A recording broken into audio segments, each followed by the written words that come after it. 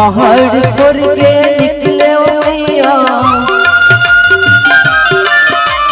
पहाड़ छोड़ के निकले मैया भुवनेश्वरी तोर नाम।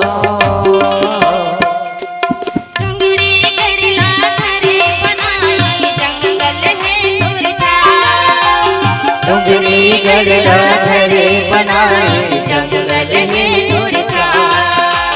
जय अम्बे जगदम्बे हो मैया, जय अम्बे जगदम्बे, जय अम्बे जगदम्बे हो मैया, जय अम्बे जगदम्बे।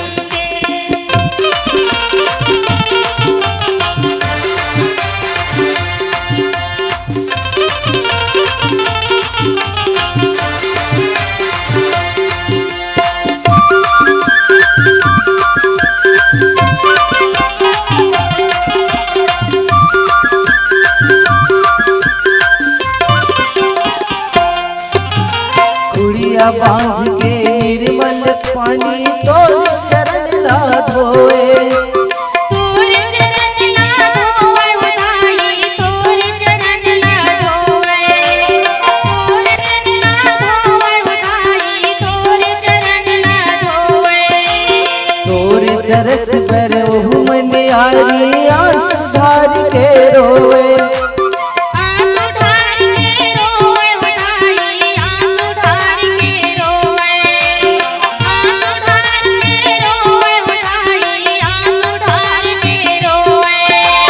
वन पर्वत पर चवर डोलावे,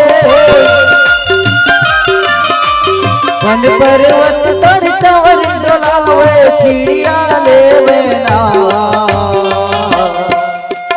डुंगरी गढ़ला घरे बनाए जंगल में दूर जा। डुंगरी गढ़ला घरे बनाए जंगल में दूर जा।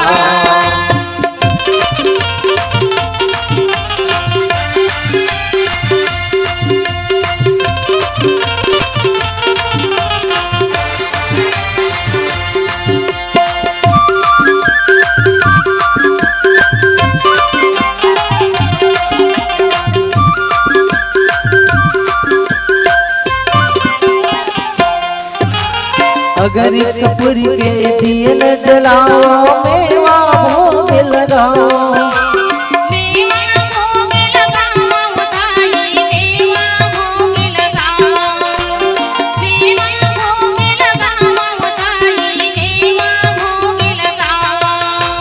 जन हितकारी सब सुखकारी भक्ति भजन तोर गाओ,